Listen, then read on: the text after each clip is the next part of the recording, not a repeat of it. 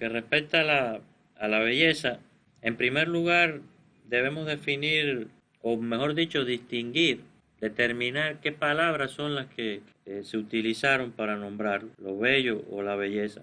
En última instancia, ni siquiera se trata de lo mismo por la forma en que se utiliza. Según lo que se puede rastrear, al menos dentro de la cultura occidental, serían evidentemente los griegos los primeros que patentan terminología al respecto, y es una terminología muy sofisticada, y por eso los griegos son lo que son para nosotros. Pero bueno, lo interesante es lo que nos puede decir muchas palabras al respecto, ¿no? En primer lugar, y eso lo saben muy bien ustedes, que la palabra que se emplea, calón, y si se fijan es una palabra, no es como tal un sustantivo, el calón es un adjetivo que se sustantiva. Lo mismo pasa en español, ¿no? Uno dice el paisaje es bello y si toma ese bello le ponemos el artículo indefinido, decimos lo bello y ya lo tenemos sustantivado. Eso se llama sustantivación, es un proceso común en todos los idiomas. También hay adjetivación, también se verbalizan palabras. Normalmente lo que más ocurre es que el verbo se convierte en sustantivo. Ocurre muy poco que el sustantivo se convierta en verbo, pero ocurre.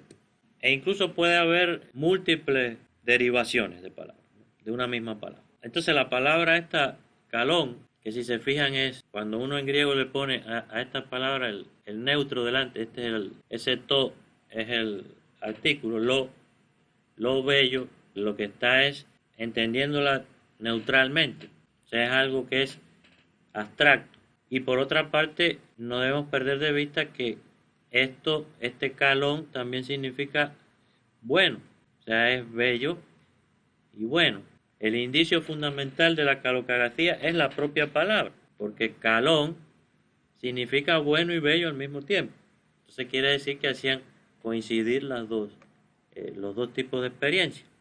¿Qué pasa? De esta palabra también procede este otro sustantivo, calos, es casi igual, pero si se fijan tiene dos L, ¿no? Doble L, se pronuncia igualito, tocalos, y cambia el acento.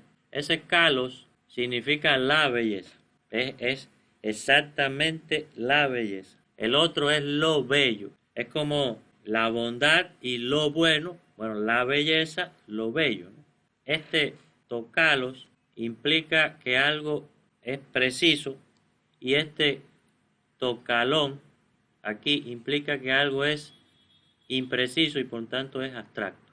Entonces tenemos por un lado lo abstracto y por otro lado tenemos algo, mejor lo llamamos concreto, lo concreto y lo abstracto. Esta es, pudiéramos decir, la palabra más antigua que se usa para nombrar la belleza. Ya veremos que hay otras bastante interesantes y que incluso nos remiten a otros contenidos que vamos a tratar todavía, ¿no? Interesante, sin embargo, es que la palabra calos, o sea, belleza, y calón, bello, ese calón bello al latín pasa como pulcrum, y de ahí viene nuestro pulcro, pero para nosotros lo pulcro es lo que está limpio, pero pulcrum en latín significa bello, y pulcritude vendría a ser la belleza. Entonces, en latín para calon tienen ese pulcher, pulcrum, el pulcrum este vendría a ser la versión abstracta y la versión concreta sería pulcritud. Inevitablemente tendríamos que traducir al español como belleza. Ahora, entonces, ¿de dónde sale esa palabra belleza? Tenemos por una parte, y miren qué interesante esto, la palabra como tal, bello, que es la que pasa a nuestro idioma, comienza a utilizarse a partir del Renacimiento, velum, y ese velum tiene que ver con bonum, que bonum sabemos que es lo bueno, y fíjense que la raíz es idéntica, y por tanto, calocagacía, si una palabra está relacionada con la otra, y en este caso en el ámbito de lo bello y lo bueno, entonces se trata de calocagacía. Y si pudiéramos rastrear la palabra, tenemos que en español es bello, ¿no? En italiano es bello, ¿no? En inglés también tiene la misma raíz, beautiful, ¿no? y a ver, estuve buscando en francés, se debe decir así algo como "bleu", que al mismo tiempo están relacionadas todos con bonum, bondad, ¿no? Como tal, lo bueno. Entonces quiere decir que cada vez que empleamos la palabra belleza, bello, al mismo tiempo, desde el punto de vista etimológico, estamos refiriéndonos o el ser humano se estuvo refiriendo a algo bueno también. En este caso, sin embargo, lo que tenemos que tener en cuenta es que hay un referirse a lo bello como algo abstracto y aquel referirse a la belleza como algo concreto. En última instancia, eso va a ser también relativo, porque si por ejemplo nos referimos a lo bello, y eso era lo que le preguntaba Sócrates al sofista, ¿qué es lo bello? Es lo mismo que estarse preguntando por la belleza en sí. Entonces todo depende también del giro que le damos a la pregunta en torno a lo bello o la belleza a partir del lenguaje propiamente. Eso es lo que determina si estamos entendiéndolo de forma abstracta o si lo estamos entendiendo de una manera concreta. También hay otras cosas que habría que analizar aquí y que forman parte de otros contenidos en lo que respecta a la terminología. Tenemos que en griego se usa esta palabrita oreo, que este oreo, si pueden ver aquí, viene de hora, de tiempo, y para ellos lo bello es lo que está maduro, lo que tiene su tiempo, está en hora, la fruta madura. Ahí utilizan, por ejemplo, también órimo, algo está maduro, y te dicen a ti como hombre o mujer que estás órimo, o sea, estás maduro ya, maduraste. Tienen hasta un verbo que se deriva de ahí, orimazo, que es madurar. Y eso es lo que significa en español, madurar es llegar a la edad, al tiempo más perfecto que podamos alcanzar según esas comprensiones o concepciones, pero sin embargo la palabra maduro no nos dice que algo es bello en español, porque tiene otra lógica también el idioma. En griego, no obstante, este oreo significa que algo es bello, bonito, pero que al mismo tiempo está maduro, o sea, está en su tiempo perfecto. Y la otra palabra, sin embargo, que me llama también la atención es ómorfo. Fíjense, ómorfo, no amorfo, ómorfo. Este ómorfo en griego que significa que algo es hermoso. Fíjense, ómorfo, hermoso. Ahí está la raíz por ahí. Recuerden que la H en el español no es más que una aspiración y que tiene relación muchas veces con la F. Y por eso en el español antiguo se dice fermoso, a lo hermoso. ¿Por qué? Porque la F y la H son compatibles en el latín y en el castellano antiguo. Y si se fijan, este fermoso y ómorfo tienen similitud. ¿Por qué? Porque este morfo que ven aquí en griego viene de morfí o morfé, que significa forma. Entonces para ellos lo ómorfo es lo que tiene forma. Ahora, todavía tendremos que ver a qué se refieren con que algo tenga forma. Y en español viene del latín formosus. Hermoso viene del latín formosus, es decir, que tiene forma. La pregunta es cuál es esa forma, cuándo se da y cómo y bajo qué principios, evidentemente, que es uno de los objetivos que tiene esta clase. De lo que se sabe en última instancia es que en la antigüedad griega había mucha división respecto al uso de la palabra, o al menos al uso del concepto. O sea, algo es bello. En aquella época respondía a distintas concepciones. No estaba unificada la idea que existía sobre lo bello. Evidentemente prevalecía la concepción de la belleza desde el punto de vista de la calocracia, pero también habían otros planteamientos que podemos observar en los sofistas, por ejemplo, donde no necesariamente lo bello y lo bueno tienen que tratarse de una misma cosa. Así que por lo tanto tenemos distintas versiones. Ahora, importante sin embargo reconocer desde ya que la versión que prevalece es que lo bello es bueno y es bueno porque obedece ya sea a cuestiones morales o ya sea a cuestiones utilitarias, que es la calocracia, y que esas leyes a las que obedece de tipo moral o funcional, los griegos incluso las perfeccionan mucho más y la llevan al plano de la matemática, al plano numérico, que es precisamente ese morfé, forma, como tal, esa forma, porque cuando uno dice planamente que algo tiene forma, no necesariamente estamos diciendo que sea bello. Esa forma puede ser grotesca, puede ser cualquier tipo de forma. Sin embargo, para ellos que algo tuviese forma, en este caso se están refiriendo a que esa forma obedece a determinados principios. Los principios de la proporción, de la simetría, de la armonía, incluso aquí también hay que considerar el ritmo, y el ritmo entenderlo como tiempo. Y ustedes dirán, bueno, pero el tiempo que tiene que ver con lo bello, ya vimos que algo es bello cuando está en su tiempo. Entonces quiere decir que existe una conexión. Nunca separen lo espacial de lo temporal. Siempre piensen que hay espacio-tiempo. No existe una cosa sin la otra. Ahora, ¿cuál es la conclusión que llega Tatarkiewicz, que es el libro ese de estética que tienen ahí, que es un poco antiguo, pero que es muy interesante lo que él dice aquí? Él dice que esta es el concepto de lo bello más antiguo dentro de nuestra cultura, de la cultura occidental, y que este concepto prevalece por encima de todos los demás, y él lo denomina esto la gran teoría de la belleza. ¿Qué quiere decir él? Que hay muchas formas de entender lo bello, pero dentro de nuestra cultura prevalece una experiencia de lo bello que tiene que ver con la relación que hay de tipo proporcional, simétrico, armónico, rítmico, y esto tiene que ver con la materia y el tiempo, espacio y tiempo, que esa teoría ha estado vigente durante tanto tiempo, valga la redundancia, que él la entiende como una gran teoría de la belleza, y que las otras comprensiones que hay de lo bello se van dando con el paso del tiempo, pero nunca se dan de manera tan contundente como esta teoría. O sea, hemos estado sometidos a esta teoría mucho más tiempo que al resto de las otras concepciones de lo bello, y por eso nos resulta tan difícil de construir, cuestionarnos que la belleza puede ir más allá de estas leyes que ellos llamaron cánones, recuerdan, ¿no? Los famosos cánones de belleza. En griego tenemos la palabra canón, y este canón significa literalmente regla, o sea, es la regla para crear algo, o la regla que sustenta algo, es la ley que se encuentra detrás de algo. Ahora, esa ley ellos entendieron desde un principio que era de tipo numérico, y por eso fue que construyeron una teoría de la belleza a partir de la relación que se establece. Ahora, la relación que establece, ¿qué? Bueno, aquí no queda otra respuesta que las partes, precisamente.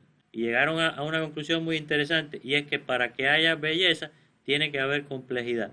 No hay algo que sea bello, que sea simple, hasta que llegó precisamente Plotino, que ya lo vimos en la clase anterior, y dijo, no, el uno, lo más simple es lo más bello. Plotino se estaba cuestionando esta elucubración. Plotino se preguntó, ¿por qué para que algo sea bello siempre tenemos que entenderlo como algo complejo, o tenemos que entender que la belleza es el producto de la relación que establecen las partes desde el punto de vista numérico? Y no era desde el punto de vista numérico de una forma libre, pudiéramos decir. Según Pitágoras, por ejemplo, la belleza está fundamentada en las relaciones numéricas que se establecen entre los números simples, o sea, 1, 2, 3, 4. No vayan a pensar que era de 3000 por 3000 a 13,4 como 1.000.000. No, era muy simple. 1 es a 2, como 2 es a 3, como 3 es a 4, y ahí van estableciendo relaciones. El propio Pitágoras descubrió las notas musicales con estos números. Para los que están aquí de arte sonora, ¿qué fue lo que hizo Pitágoras?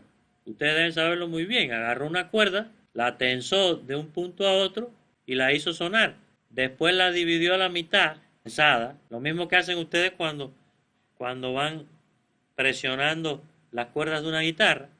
La dividió a la mitad y se dio cuenta que el sonido que daba era el mismo sonido, pero una octava más arriba. Quiere decir entonces que si él duplicaba esta distancia, entonces tendría el sonido de una octava más abajo.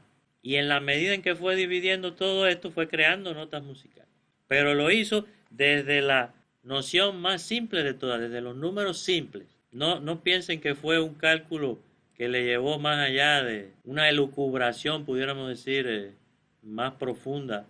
Ahora, a partir de estas relaciones que estableció Pitágoras, se comenzó a entender lo que entendemos como armonía hoy, y que la armonía nombra, pudiéramos decir, la relación que establecen una nota musical con otra, es decir, las partes entre sí y con el todo, del mismo modo en que la simetría nombra la relación que establecen las partes con el todo y entre ellas desde el punto de vista visual. Entonces tenemos que utilizar primero la palabra simetría, fue la primera que usaron, para nombrar la belleza, la proporción desde el punto de vista visual, y después crearon la palabra armonía para referirse a lo bello desde el punto de vista auditivo, pero que ellos tradujeron como temporal. O sea, siempre estuvieron claro que la dimensión musical era temporal. Miren qué interesante. Quizás no estaban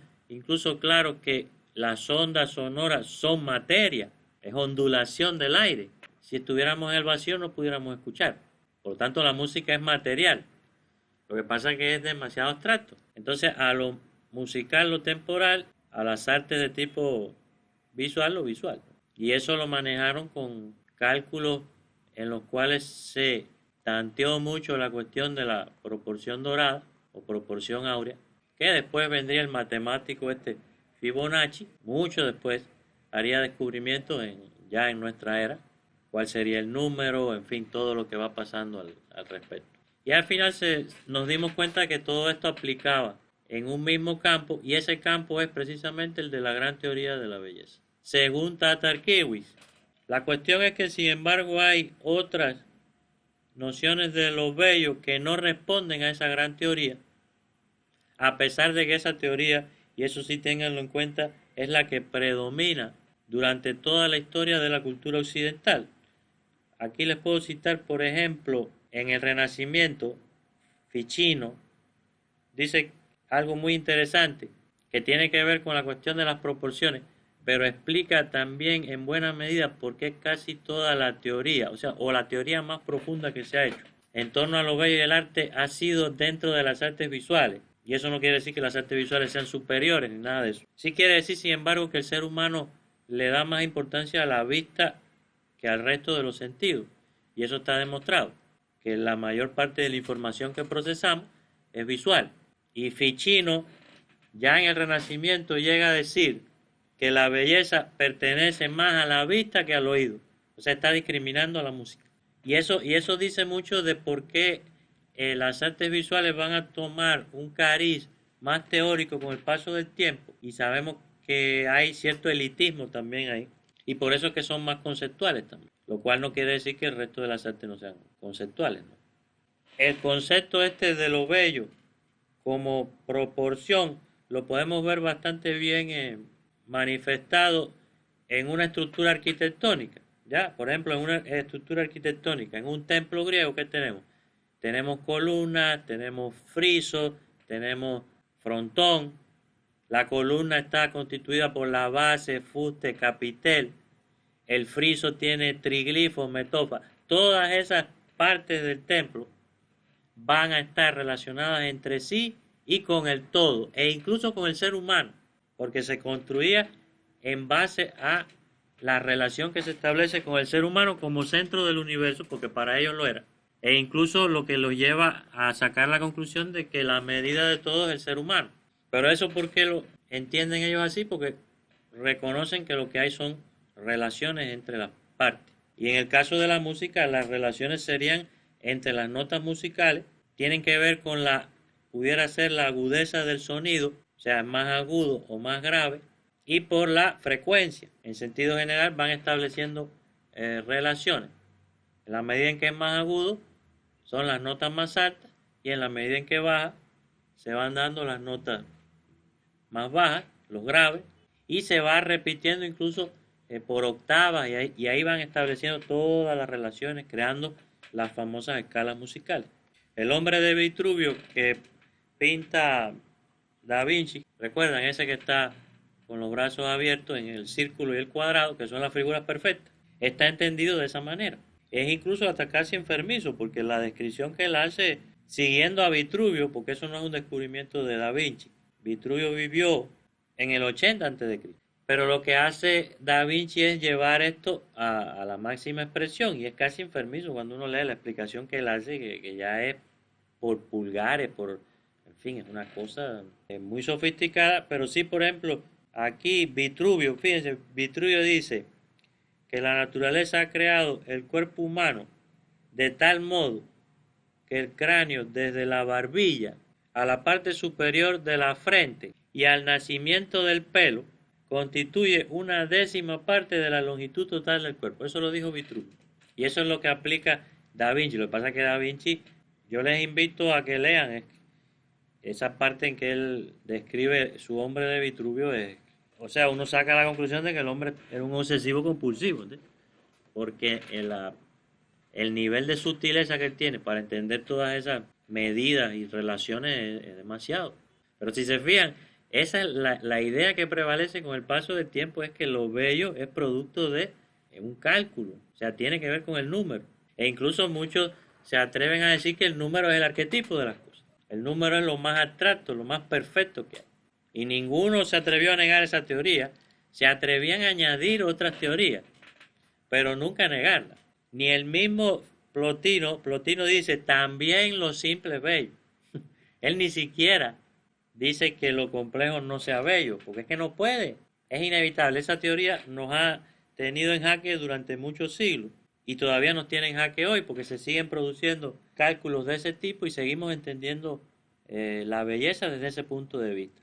A tal punto que a veces uno se pregunta si esa teoría es completamente natural e inherente a la condición humana o si fue creada. O sea, a uno le queda la duda si fue inducido a esa teoría o si esa teoría está inserta ya en... Yo diría que desde el punto de vista genético sí se debe haber producido alguna mutación ya, o sea, la relación que nosotros establecemos con los entes que responden a esa teoría ha estado tan condicionada durante el paso del tiempo que indudablemente podemos haber creado formas de relacionarnos con eso desde el punto de vista ya genético y haberla transmitido.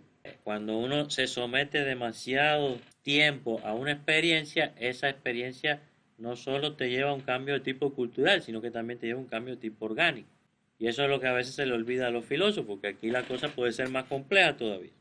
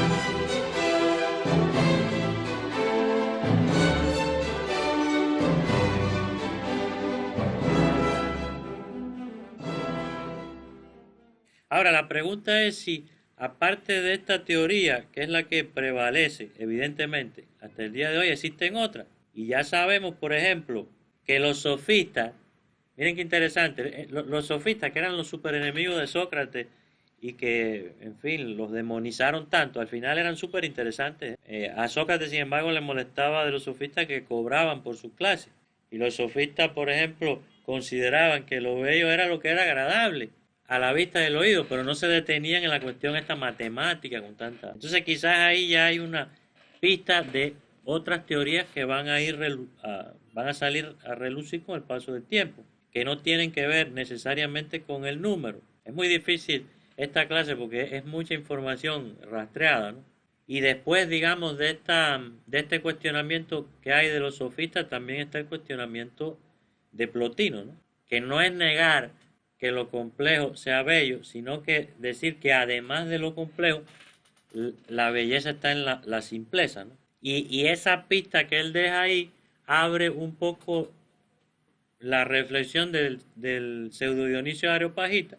Por ejemplo, escribe que la belleza consiste en proporción. Miren cómo acepta la gran teoría de la belleza y dice, sí, proporción y esplendor. Miren cómo usa entonces la teoría de la estética y teoría filosofía de la luz. No subestimen esa filosofía de la luz, eso es determinante para nuestro conocimiento, ¿no? San Agustín, que es incluso anterior al pseudo Dionisio, pero un platónico, porque además nunca leyó a Aristóteles. Nunca se van a encontrar un texto de San Agustín dedicado a Aristóteles porque Aristóteles en el siglo IV no estaba traducido al latín. Quiere decir que los pensadores que no leían griego no podían leerlo y, como sabemos, ni San Agustín ni siquiera Santo Tomás de Aquino sabían griego. Ellos mismos lo confiesan. Y eso fue un error porque el Aristóteles que leyó Santo Tomás era una traducción del griego al árabe y del árabe al latín. Ustedes saben que una doble traducción como esa venía llena de errores.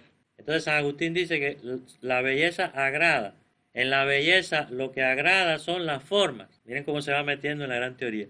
Y en la forma las proporciones. Y en las proporciones, ¿qué? El número. Fíjense, lo más abstracto posible. Entonces esa teoría está ahí. O sea, siempre va a estar. Lo máximo que van a hacer los pensadores va a ser añadir teoría al respecto, pero nunca negar completamente. Los escolásticos, por ejemplo, decían consonancia cum claritate. O sea, la consonancia y la claridad, esa tiene que ver con la iluminación. Entonces quiere decir que van de la mano. La proporción y la iluminación, el esplendor. Dice los escolásticos, Alberto Magno, Tomás de Aquino, San Buenaventura, que es fabuloso porque Buenaventura lleva la teoría de la luz de... Es una lástima que no podamos estudiar todo esto, pero Buenaventura es súper interesante. Franciscano. Miren lo que dicen los escolásticos. La belleza es el resultado de la concurrencia entre la claridad y la proporción de vida. Qué bonito en latín. Concurrit et claritas et debita proportio. Dicen, la belleza es la conexión conveniente de las partes. Pulcritudo es apta partium coniunctio. Quiere decir que esto es lo que en el Renacimiento se hereda esta gran teoría de la belleza y por eso es que se lleva al máximo, porque incluso se pasa por encima a lo que viene del medioevo y lo que viene del medioevo sí es un cuestionamiento que vamos a ver ahora. Dice, miren lo que se dice en el Renacimiento. Armonía ocultamente resultante de la composizione di più membri. O sea, la armonía oculta resultante de la composición de varios miembros, de varias partes. Y Alberti, el gran Alberti, que era teórico y artista, dice que la belleza es la consonancia e integración mutua de las partes. O sea, todos manejan la gran teoría de la belleza. Ghiberti, otro artista súper importante. Proporcionalidad es pulcritudine. O sea, la belleza es proporcionalidad. Durero, y nos vamos a Alemania, aunque sabemos que Durero era un renacentista con todas las de la ley, pero bueno, para que vean que la cosa no se queda solo en Italia. Dice Durero, sin una proporción adecuada, ninguna figura puede ser perfecta. Eso es siglo XVI. Siglo XVII, Poussin, en Francia. La idea de belleza se materializa si tiene orden, medida y forma. Y ustedes dirán, pero en algún momento se tiene que acabar esta teoría, hay que romper con ella. Barroco, la belleza es concert harmonique, concierto armónico. Ese concierto significa sinfonía, concordancia.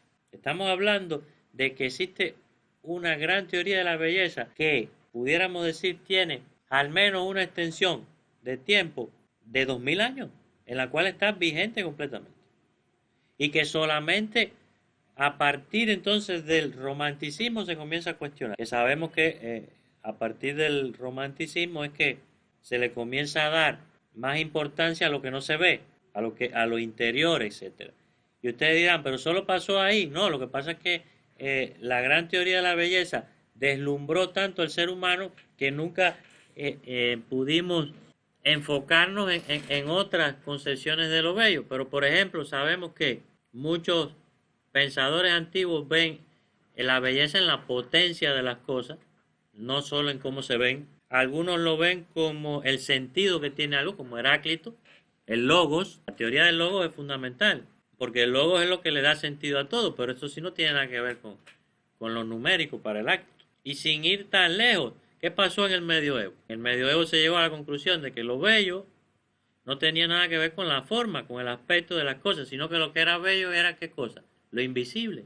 Y por eso las representaciones del arte medieval, de Cristo y todos sus amigos, no eran atractivas desde el punto de vista físico y se difundió ese ideal ascético de renuncia a los placeres, renuncia a ese hedonismo, ¿no? Negación de esa condición, pudiéramos decir. Entonces quiere decir que el cristianismo es una clave fundamental aquí. Y yo les voy a citar un caso muy interesante, ya que en la clase pasada tratamos con el himno de la metamorfosis, el himno de la anunciación.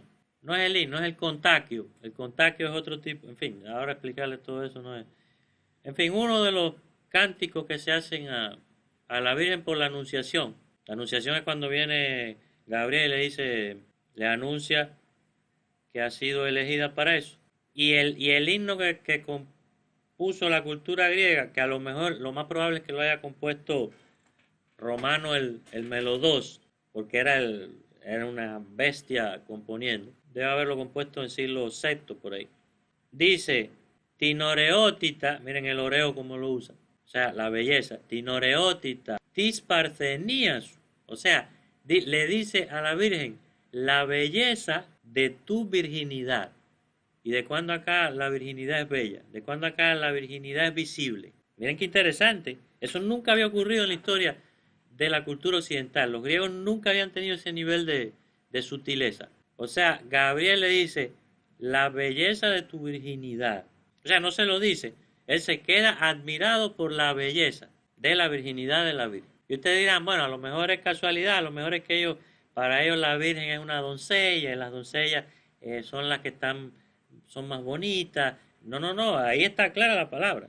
Parcenía significa virginidad, en el sentido ese sexual, pudiéramos decir. No interpreten esto desde el punto de vista moral, eso no me interesa a mí aquí. No me interesa juzgar, y menos juzgar una cosa que pasó hace miles de años. A veces juzgamos más el pasado que lo que hay que juzgar es el presente. Dice, tinoreotita tis parceniasu, en acusativo, complemento directo. Y después dice, que to hiperlambron, totisagniasus. Hiperlambron, esa palabra es hermosísima, no existe en español. O sea, traducida literalmente es, y el super resplandor, hiperlambron, y el super resplandor, ¿de qué? Primero dijo, la belleza de tu virginidad, y el super resplandor de tu pureza. O sea, de cuando acá lo puro tiene un sentido visual. Miren qué hermoso poema ese, y cómo nos dice que el concepto que ellos tienen de lo bello no tiene que ver con lo visual, que para ellos lo bello es lo que no es visible. Y después entonces, es que es loquísimo como escriben. Miren qué interesante lo que hace aquí. Porque empieza con el predicado de la oración, ¿no? Es como que es como si estuviera hablando como Yoda, el de la Guerra de las Galaxias, para que entiendan bien. Le dice que la belleza, fíjense, esto aquí no es el sujeto de la oración, Van a ver después. O sea, ¿cuál era la lógica que tenían para hablar esta gente? ¿Qué locos estaban? Dice, la belleza de tu virginidad, ¿no? Después le dice, y el súper resplandor de tu pureza. Y entonces ahora que viene el sujeto de la oración, Gabriel, como si fuera Yoda, ¿no? ¿Saben? El personaje de la Guerra de las Galaxias que siempre habla al revés, ¿no? El chiquitico ese de las orejitas. Dice, Gabriel, asombrado, pero fíjense, el asombrado este que ven aquí es el participio, ¿no? Es el participio de todo esto anterior, y este participio lo tenemos que entender como un gerundio también, porque en griego se confunden los dos. O sea, Gabriel asombrándose de qué, de la belleza de tu dignidad y del súper resplandor de tu pureza. Está deconstruida completamente la oración. ¿Cómo carajo esa gente entendían la forma de hablar que tenían? Bueno, evidentemente era otra época, ¿no? Si a nosotros nos hablaran así en español, no entendiéramos, digo con esta lógica, ¿no? No entendiéramos ni jota de lo que nos están diciendo. Y entonces aquí le dice, después, exclamó, sorprendido Gabriel ante la belleza de tu virginidad y el superresplandor de tu pureza, exclamó, miren eso como riegan a ti, o sea, a la Virgen, ¿no? Cómo alabarte, no sé qué, ahí le mete una muela. Pero fíjense, lo interesante de esto es que la belleza aquí no tiene nada que ver con lo físico. Entonces quiere decir que aquí la gran teoría de la belleza se fue al carajo. Y eso lo podemos ver en las obras. Vemos que están desproporcionadas, vemos que hay una serie de elementos que están desarticuladas, incluso corporalmente deconstruidas de una forma muy agresiva. O incluso consideran que la representación más bella puede ser la de Santa María la Egipciaca, que es esta mujer anoréxica, que se dice que vivió 40 años en el desierto consumiéndose. Claro, ahí se la ponen dura a las mujeres, pues se supone que si ese es el ideal femenino, entonces, ¿cuál es la expectativa que ellos tienen con la mujer de la época? Bueno, en primer lugar, el primer ideal femenino, la Virgen María, una virgen que da luz. O sea, quiere decir que importante es que deja luz, olvídate de todo lo demás. Un poco fuerte, ¿no? Porque entonces, ¿cómo activa la maternidad una mujer? O sea, si mi ideal es una persona que es virgen, entonces evidentemente ese ideal yo no lo puedo alcanzar. O sea, sí, puedo ser virgen toda la vida, pero esa persona es virgen y dio a luz. Y siguió siendo virgen. Me lo pusieron en China, ¿no? Para que se den cuenta que a la mujer siempre se le ha exigido mucho. Y la iglesia tuvo mucha responsabilidad ahí, pero siempre se le exigió en todas las culturas y se le sigue exigiendo. Por eso es deber nuestro hacernos esas preguntas hoy día. No que militemos en un extremo que ustedes saben, ¿no? Que se pasan también, ¿no? No, lo que hay es que apreciar la situación en su justa dimensión. Y el otro ideal, Santa María la Egipciaca, una mujer que era, como era prostituta, se arrepintió y se fue para el desierto 40 años sin hablar con nadie, anoréxica completa, ¿no? Entonces, los ideales son muy fuertes, pero son ideales que niegan la belleza. Claro, y aquí les voy a dar un detalle para que no crean que los cristianos eran tan come mierda. Al final le dice, o sea, él le dice, conmovido, asombrado Gabriel, exclamó a ti, o sea, a la Virgen, ¿qué alabanza puedo darte? Pero fíjense, esa alabanza no es por lo que él ve físicamente, sino por estas virtudes que tiene. Eso es Carlos García, ¿ok? Está hablando de la moral y una serie de cosas. Y le dice, ¿qué alabanza puedo darte a ti? O sea, no hay forma de que pueda alabar todo esto. Para que vean que la visión que tenían esos cristianos antiguos de la Virgen María no era como si fuera una arriba, te tocó, ¿no? Es porque esa es la onda que se le da, ¿no? Te tocó. Entonces, ¿para qué dijo, hágase tu voluntad, ¿no? Pudo haber dicho que no. Y el ángel que le dice, ¿qué alabanza puedo darte? Que esté a la altura de todo esto que veo. Pero que no lo ve, o sea, tiene que ver con lo otro, ¿no? Pero se supone que como es un ángel, tiene buenos rayos X, ¿no? Y termina diciendo, salve agraciada, ¿no? Y ese agraciado en griego, que es caritomeni, termina diciéndole, jere, ese jere, salve, jere, jere, que es caritomeni, salve agraciada, no llena de gracia. Ese llena de gracia es una traducción ahí sentimentalona de los latinos.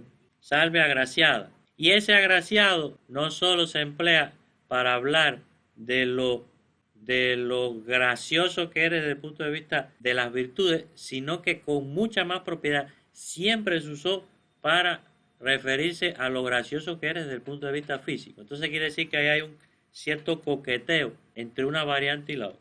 Ahora, todo esto, cuando llega el romanticismo, los alemanes, sobre todo los alemanes que tienen esa profundidad extraña ya, ¿no? Comienzan a concentrarse más en el fruto de esa experiencia existencial. Y entonces ahí se derrumban todos estos, pudiéramos decir, cánones, y esta teoría de la belleza deja de tener tanta importancia dentro del mundo del arte, a tal punto que ya en el siglo XX se desconstruye completamente. En el arte se deconstruye o se desconstruye. Y ustedes dirán, ¿desapareció? Yo diría que lo que pasó fue peor. Salió del mundo del arte y se quedó en la experiencia vital de nosotros. Y el hedonismo que hay en la actualidad tiene mucho que ver con todas estas leyes del pasado, que además están interpretadas desnudas, porque al menos los griegos decían, el orden es lo más importante, el canon es lo más importante, porque es expresión de la idea, del arquetipo. En fin, tenían una vivencia ahí un poco mística, pero en la actualidad es lo bello porque sí, ya. Y esa búsqueda de la belleza lleva a gente hasta a enfermarse completamente. Nunca ha afectado más las enfermedades de tipo nutritivo como actualmente. Entonces, complejo el asunto. Ahora, la pregunta es, ¿qué es lo bello hoy? Y eso es lo que me van a responder ustedes. Pero para eso van a ver un documental para poder responderme mejor esa pregunta. No me tienen que escribir un tratado. Hi. Here's a beautiful artwork. Nice, isn't it? Keep thinking of that. Now, think of something completely different that is still beautiful.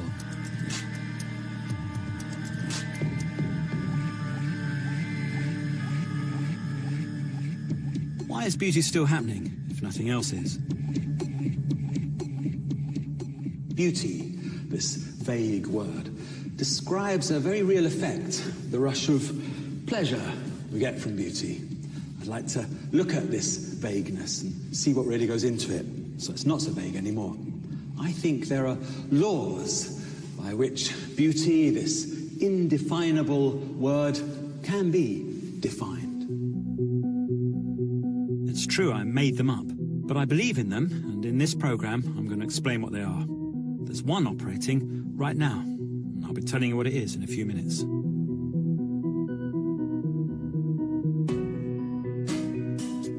Here's some more beautiful art. What makes it beautiful? Is it because faces are beautiful, flowers are, or is it the way the art has been done?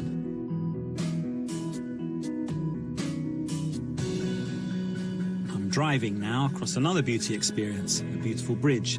Its totally modern forms flash by. And whenever I see them, I ask myself, does beauty in art change over time? Is beauty always in the eye of the beholder? These are normal questions that anyone might ask.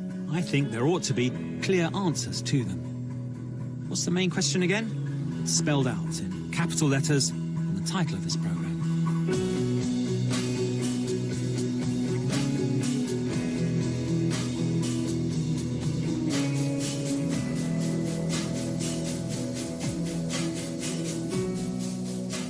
The main problem with defining beauty in art is having something definite to point to. So I've picked out 10 different artworks from all over the world and different points in history. And over the next hour, I'm going to look at them with you. I'm going to salute the particular kind of beauty that each different one has, celebrate it and enjoy it. And I'm going to try and say what it is that, for me, in each case, is making that particular beauty happen. This is the first one. It's a bridge, the Millau Viaduct in southern France, designed by the British architect Norman Foster. I've been over it many times. You could say it's just a useful tool for getting from A to B. It's a motorway, basically. I say it's an inspiring object. It's beautiful. It has the kind of beauty that I think goes into art.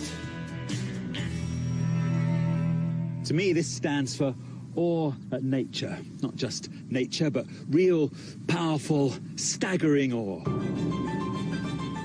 So I'm proposing that nature, and the way art always returns to nature, is one big principle behind beauty in art.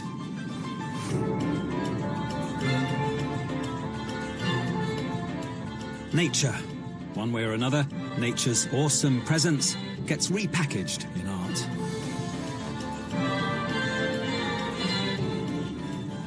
The way it's happening here is a very modern experience of nature. This is not a Victorian suspension bridge, where you feel the heaviness and the mass. It's delicate. It can almost disappear in the glinting light of the valley. Those white pyramid shapes are like cartoon mountain shapes.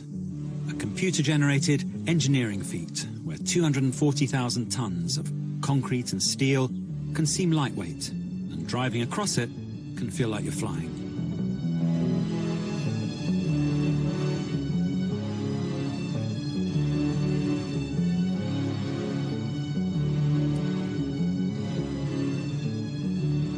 The style of the bridge is minimalism. Less is more. There's always been this mood in art in all periods, a sense of something honed down, a quietness, a calm, stripped back, pared down, a visual essence. A kind of minimalism is there in art from 1,000 years ago, where nature is represented as so many clearly readable signs. The world, trees, plants, people. The forms are purified. It's a kind of religious minimalism. Anything superfluous to the religious message is stripped away. But that stripping down produces strong shapes which have their own stripped-down beauty. You step into a modern art gallery and beauty is very different. You might think it isn't there at all, and nature isn't either. But hang on, nature's structures are there. Light gleaming, surfaces reflecting, the feeling of space. The experience of nature is honed down by that kind of art into a single abstract effect. The bridge is in that stripped-down tradition. It's modern, but it answers a timeless yearning. From a distance on a cloudy day with the thunder rumbling, it almost seems part of nature. Like a tree springing out of the ground, each of those columns is integrated with nature. As well as being in it, it does something to it. It makes you re-see it. It tells you about the hugeness and light of the span of that valley. It tells you how beyond belief the valley is. Here's a structure in nature, a valley. Here's a valley shape in abstract art by Maurice Lewis. Van Gogh shows a tangled structure in a painting of almond blossoms. Then there's a tangled structure in an abstract painting by Jackson Pollock. From the bridge, the world looms out. Nature sending out its message. We're hardwired as a species to respond to it. We make beautiful art full of it. We probably couldn't stop if we tried.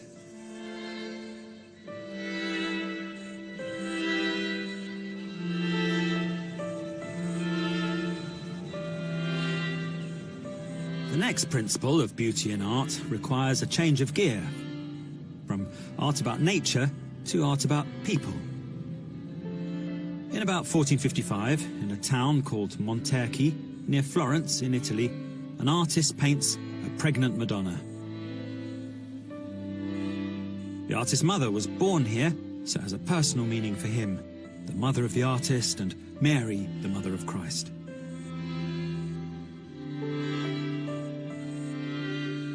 But the principle behind this painting's beauty, for me, is much simpler than that. In fact, it's simplicity itself.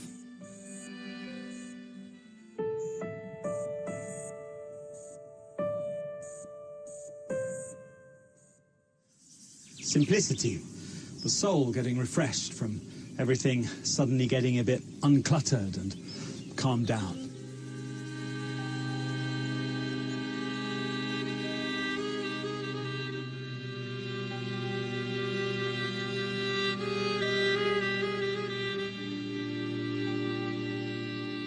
It's very unusual for a Renaissance Madonna to be pictured actually pregnant.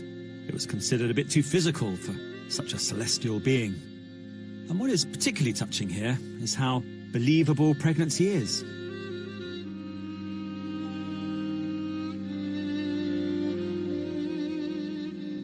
It's a warmly human picture, but not just that. Its simplicity is stark and burning as well. The most important event in the world is on the way.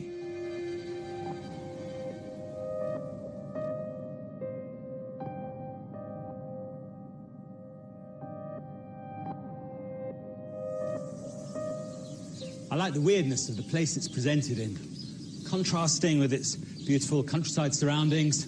Here, it's all drabness, as if nothing's happening. A plain municipal building. You wouldn't expect to find beautiful art here.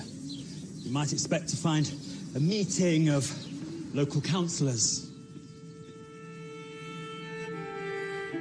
Instead, there's a beautiful Renaissance altarpiece by Piero della Francesca, done originally for a chapel in the town. All Piero's paintings were done in this same region, the border of Tuscany and Umbria, where the landscape is still recognizable from the backgrounds of many of them.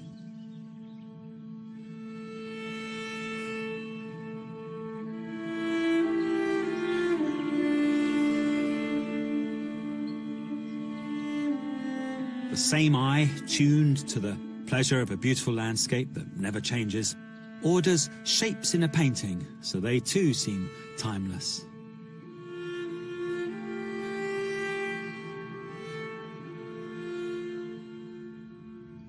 A tent seen head-on, its opening exactly in the middle of the picture.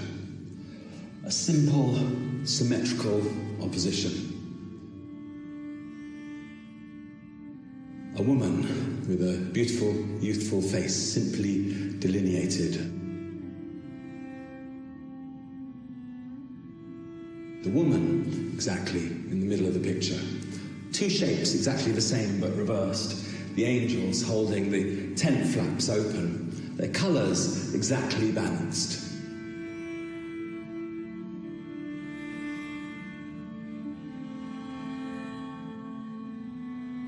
All their halos make accents in the top part of the picture, matching their feet in the bottom part.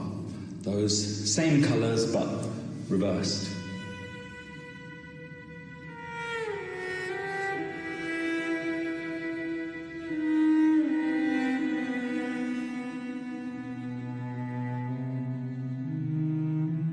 What simplicity in art is for is elegance of communication. So whatever complexity the art has can come across beautifully.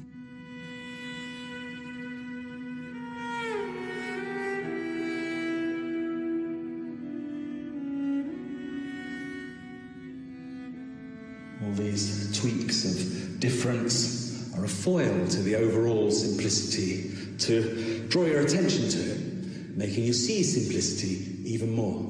A pregnant woman in a tent, the openings furled up, as if the whole space of the tent is a womb, the creation of life going on inside.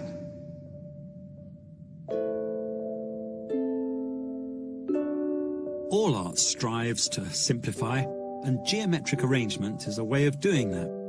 Piero is very symmetrical.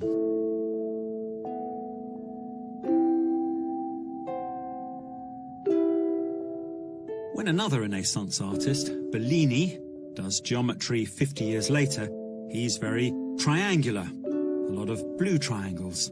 One big triangle. Blue triangle in a horizontal expanse.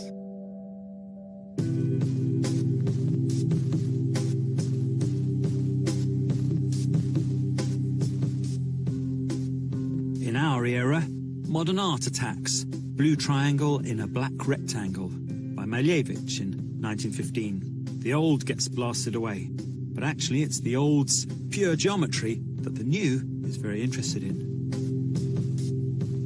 I really like the way that Renaissance geometric shapes become a visual tradition for future artists to draw on. I think the conventional way of depicting light in art is something like that. Like anyone else, my mood is always affected by light. I think in art, the meaning of the effect changes over time because society changes. So the emotion serves a different purpose.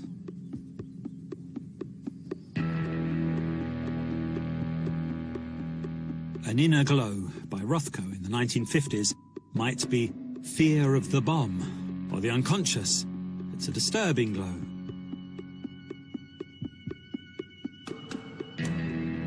A Glow in a Seascape by Claude Lorraine is the glow of an imagined golden age of the past, the glow of nostalgia.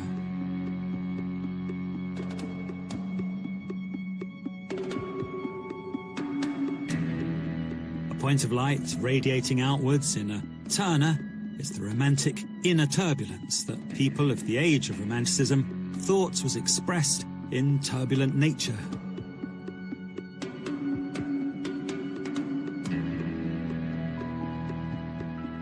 Radiating light in a Tintoretto from the age of the Renaissance is the light of Christian redemption, the spirit of Jesus. I am the light. The way the light is painted is beautiful in the same way in all the pictures, but the meaning changes.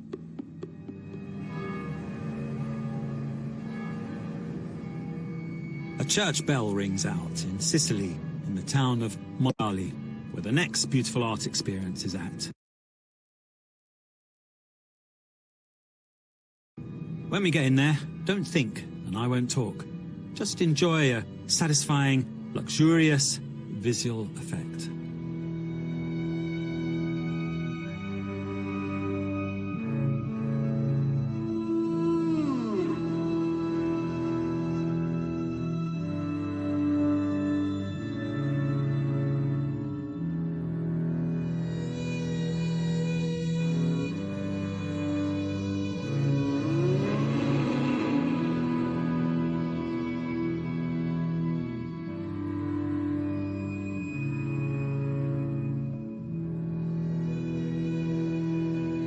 These are mosaics in a Norman church, built in the 12th century. Work began in 1174. The mosaics took about 10 years to complete.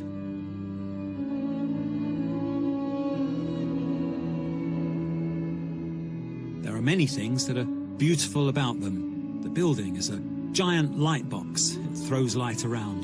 The natural streaming white light coming in through the high windows, which reflects off the gold, marble and glass mosaic pictures, reflects unevenly, so the scenes seem to glint and shimmer. But the principle that I would say makes it all work is the principle of unity.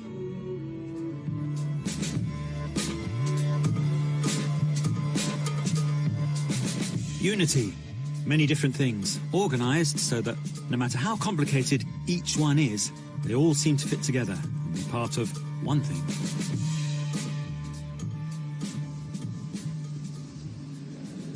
This is unity in action. 6,000 square meters of flowing visual energy, flowing towards the super being pictured right at the top of the apse of the church, that whole golden wall at the end of the nave.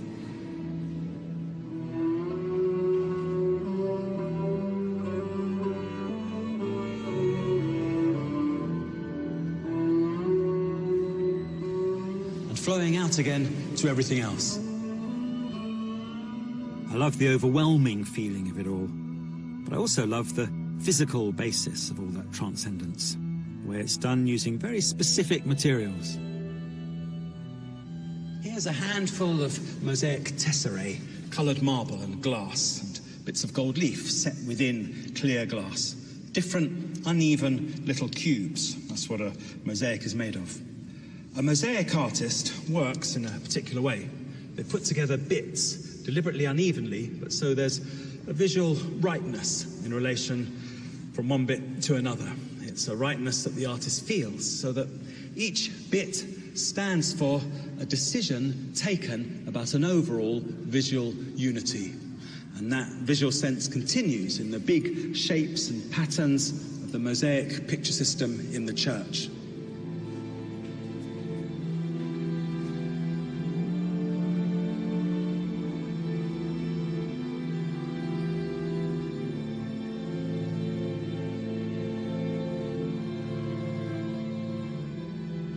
same kind of rhythm runs through everything, the pictures and the place the pictures are in. One picture's forms echo and repeat another picture's forms, and all their forms echo and repeat the forms of the architecture.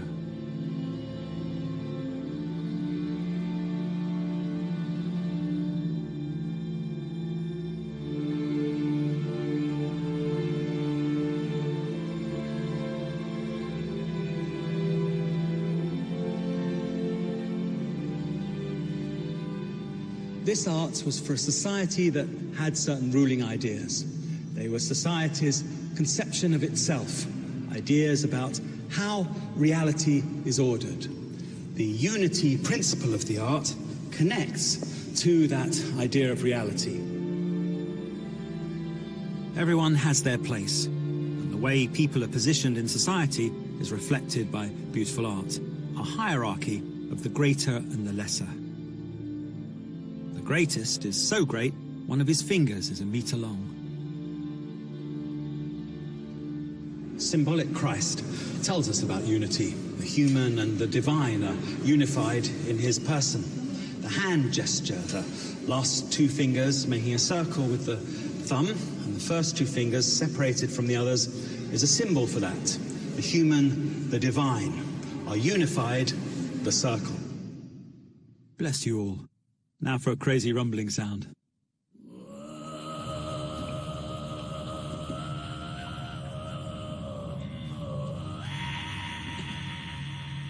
For 50,000 years, Stone Age man painted animals on the walls of caves. The style never changed much, and that incredibly long-lasting style is what I'm celebrating now. For me, the magic of the beauty of cave art is in the transformation of dirty little piles of coloured pigment into a magic illusion of the artist's living reality.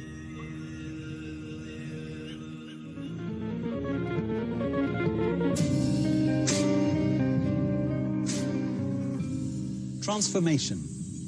The world, my head. Get that stuff in here in a form that makes sense. Maybe art is the way to go. That's a caveman thinking. But it's also any artist thinking at any time.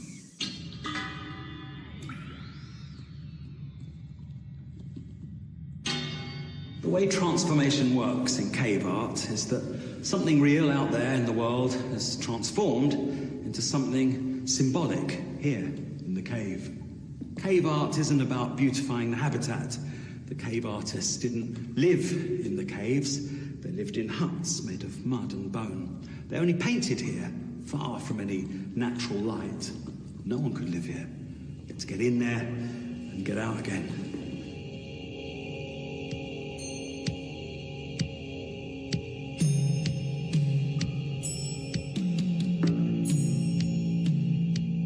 These are two life-size horses in the Pêche Merle cave in the Dordogne in France. The spots and handprints are magic symbols. They didn't paint everywhere in the cave, only special parts of it, where magic rituals had gone on for thousands of years. Here's another magic spot at Pêche Merle, fragments of animals. Like modern art, the black line has a life of its own. It suggests lots of things at once: movement, speed, shape, and the shape broken up as if you're seeing a lot of glimpses, and the parts suggest a whole, but the whole is never quite there. A simple mark on a rough surface. From those elements alone, you feel you're out there, or what's out there is in here.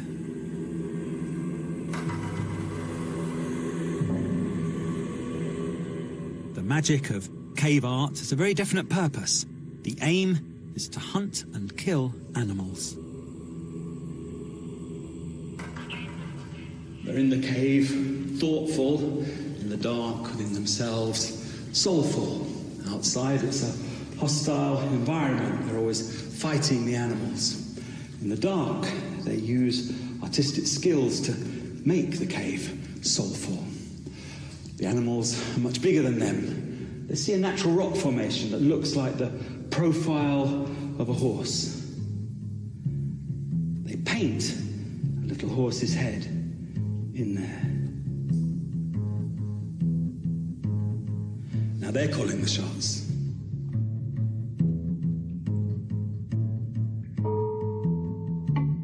Art is always about transformation in some way. The Dutch artist, Albert Cuyp, paints animals in the 17th century. This is much more like our idea of art than a cave artist's idea. But both types of artists are not just capturing a scene. They're doing it in such a way that the scene is transformed into the symbolic universe of the artist.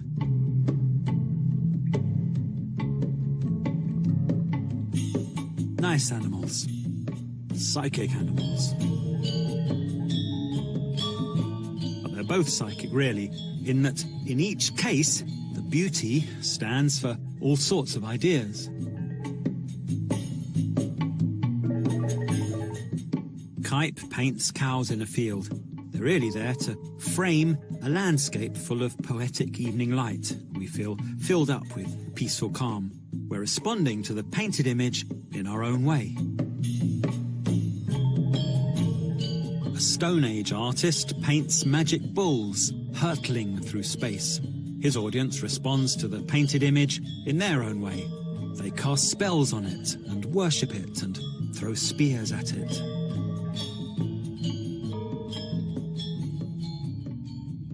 It's not that the animals were beautiful and so the cavemen naturally wanted to paint them. Painting the animals was a psychic operation by which the cavemen imbued the animals with a powerful force that they wanted to absorb.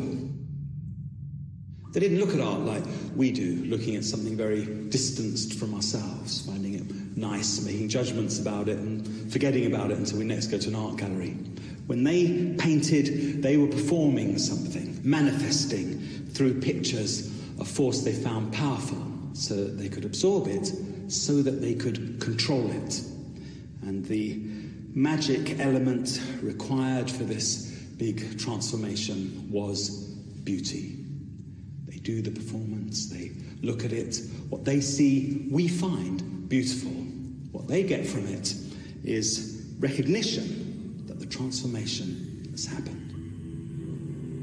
After the magic ritual, they crawled out of the cave darkness, blinking in the light. Ladies and gentlemen, we're floating in space.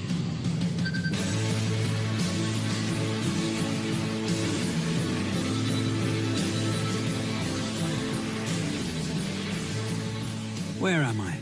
Spatial grandiosity, sheer white, beautifully finished, polished, dusky, blonde wood floors. The features finished to inhuman perfection. Humans present, but not human clutter. The feeling of an army of cleaners with PhDs in dusting. It's the Contemporary Art Gallery experience.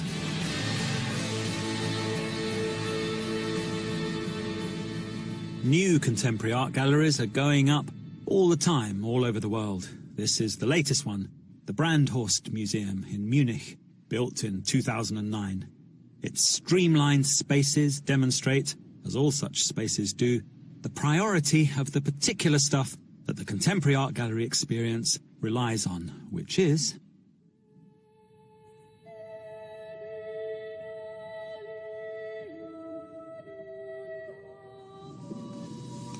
surroundings. Not the art, but the stuff that surrounds it is where the beauty is.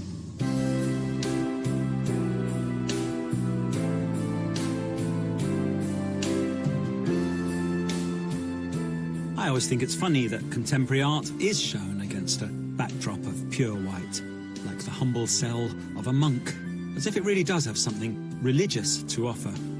But at the same time, it's such a vast cell, such a huge, amplified, expensive whiteness.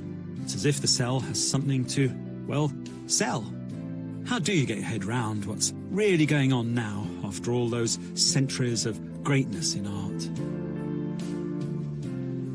Many people don't expect contemporary art to be about beauty, but we're still human, and a hunger for beauty is part of what makes us human, like our tendency to be religious.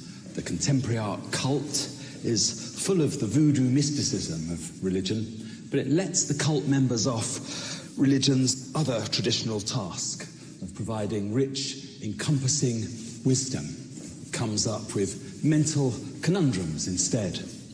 Just as religion lingers on in art when it's no longer at the centre of social life, so beauty lingers on in contemporary art when contemporary art is perfectly fine about being ugly or nondescript or just visually arbitrary. It's in the beautiful surroundings of contemporary art that the human appetite for beauty is satisfied.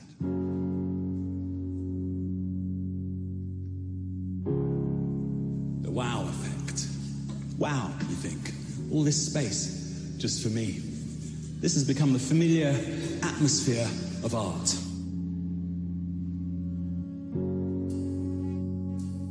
For ages, the natural atmosphere was incense and hymns and people wearing robes, because the place for art was the church, where art radiated religious wisdom. The art was beautiful, and its beauty was visually integrated with the architecture of the building. Now there's a sacred atmosphere, but everything else is different. Today, no one insists that artists better make their art objects be beautiful. They can be. A bit. Or they needn't be, and they might connect to the building, or they don't have to. The objects don't have to radiate anything, because the surroundings are doing all the radiating that's considered necessary. With the magic rituals of the cavemen, art specials up the space. With contemporary art, the space specials up the art.